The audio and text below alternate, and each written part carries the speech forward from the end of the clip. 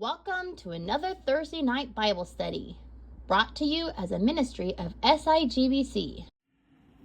Tonight we're going to continue our Bible study on the subject of bearing fruit for Christ, and we're looking at the fruit of the Spirit. So in Galatians chapter 5, we find in verse 22 the words, "But the fruit of the Spirit is love, joy, peace, forbearance, kindness, goodness, faithfulness, gentleness, and self-control. And against such things there is no law." You can do as much of these things as you would like. And we looked at the very first one of these fruit of the Spirit, which is love. And last week we contemplated spurring one another on to love and good deeds from Hebrews chapter 10, verse 22 through 27. And as we read last week, let us draw near to God with a sincere heart and with the full assurance that faith brings, having our hearts sprinkled to cleanse us from a guilty conscience, and having our bodies washed with pure water. Let us hold unswervingly to the hope we profess, for he who promised is faithful. And let us consider how we may spur one another on toward love and good deeds, not giving up meeting together as some are in the habit of doing, but encouraging one another all the more as you see the day approaching. And then he continues by saying, if we deliberately keep on sinning after we have received the knowledge of the truth, no sacrifice for sin is left, but only a fearful expectation of judgment and of raging fire that will consume the enemies of God. You need to persevere so that when you have done the will of God, you'll receive what he has promised. For in just a little while, he who is coming will come and will not delay, but my righteous one will live by faith. And I take no pleasure in the one who shrinks back. But we do not belong to those who shrink back and are destroyed, but to those who have faith and are saved. So, the idea in this particular passage, leading up to spurring one another on to love and good deeds, we observed was the first observation was God desires that we desire to draw near to him with a sincere heart of faith and a conscience and a life that is clean. So God's desire is that we live a life that is holy and one that we can say our consciences are clean toward. James said, submit yourselves to God then. Resist the devil and he will flee from you. Come near to God and he will come near to you. The second observation we made was that God desires that we hold unswervingly to the hope that we have, because our hope is based on the promises of God. And we observed that the hope that we have as Christians is not an uncertain, I'm not sure if that's going to happen, but I hope it does type of hope. No, it is a confident assurance that that which has been promised, although not yet received, will in fact come to pass.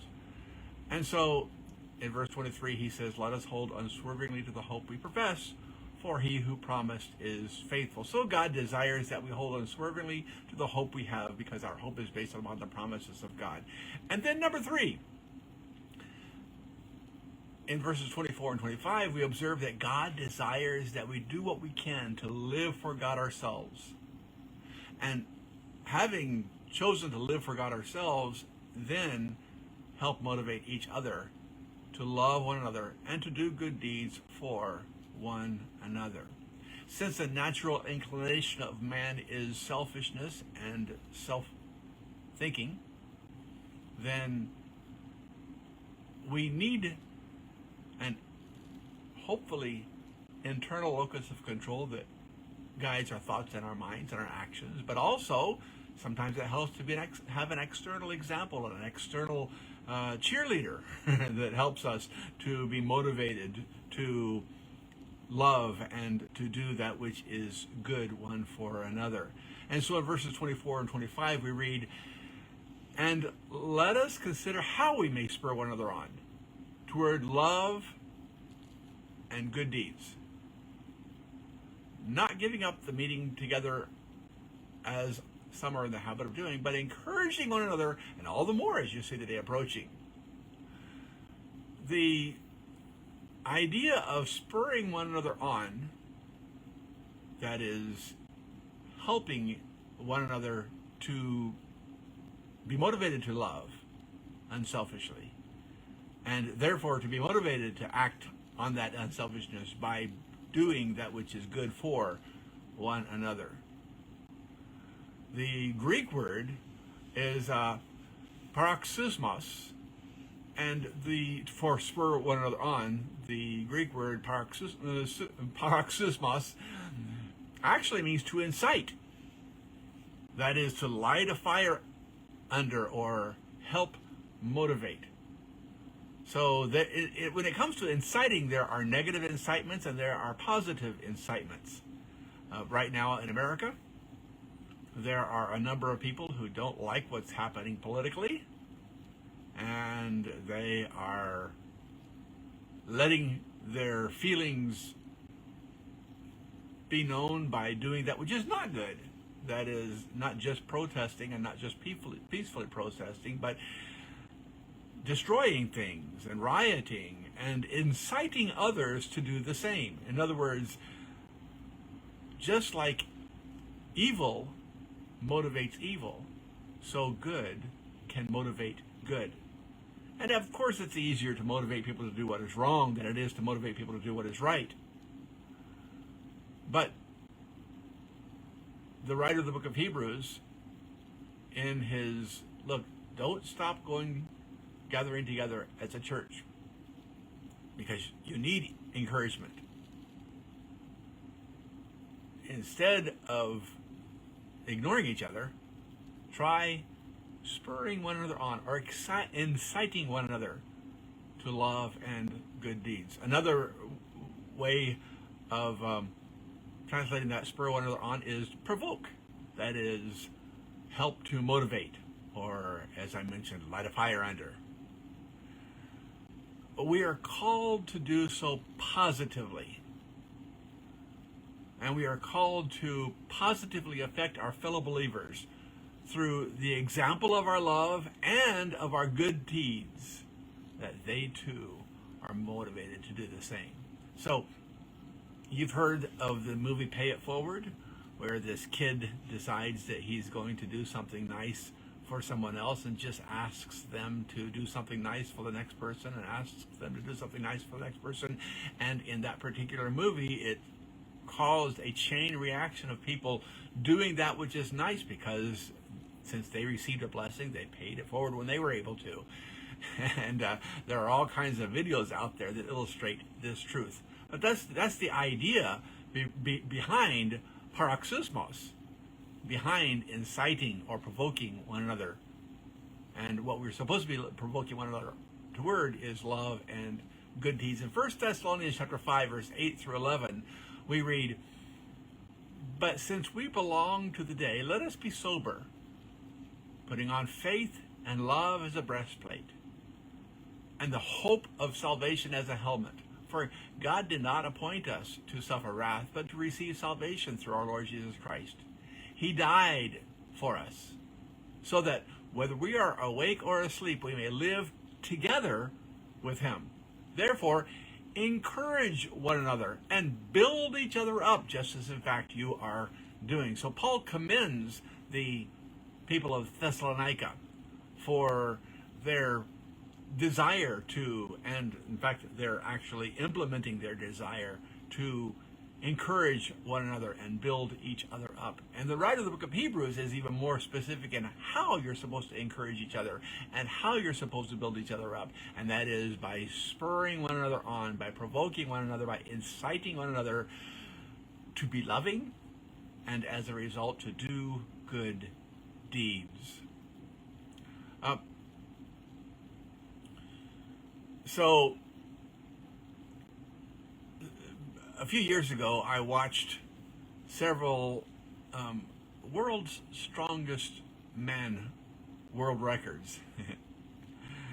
And these world's strongest men, they do unbelievable things, lifting huge boulders, throwing big old buckets of concrete over a pole that's maybe 10 feet in the air, and all kinds of amazing things. But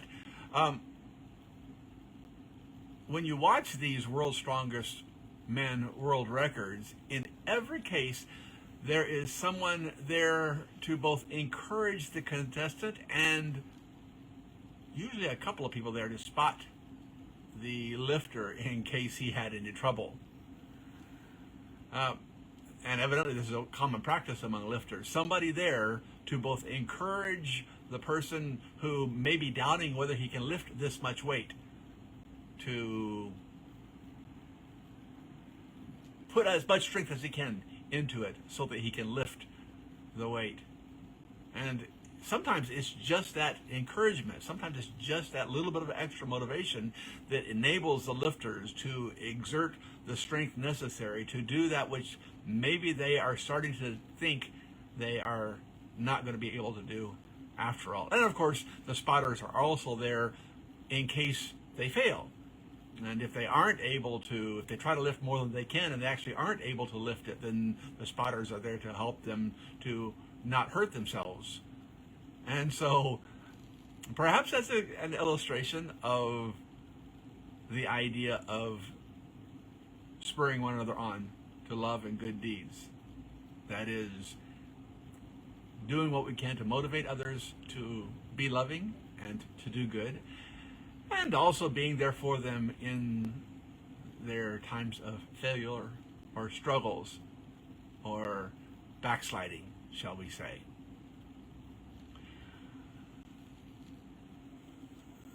You've probably seen a video that several years ago was really popular on the internet.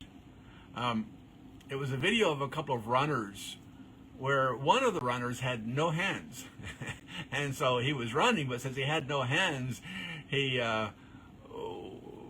couldn't drink water like everybody else were, because he couldn't open the bottle and he couldn't hold the bottle and run at the same time. Seeing this, another runner grabbed a bottle, opened it, and ran alongside the first runner to allow them to hydrate without slowing down.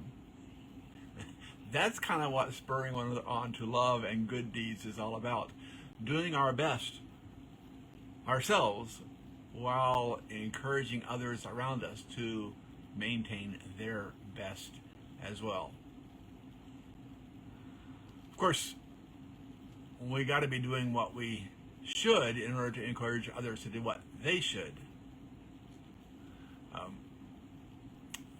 There was another video I saw of a father and a daughter at the hospital where the father had gone in for some weight loss treatment, and the daughter was just there for moral support. But when the doctor came out, he asked which one of them was the patient, because evidently they were both going through difficulty with weight gain, and so they were there to encourage each other then to take control of their own health and to live a more healthy lifestyle when it comes to losing weight.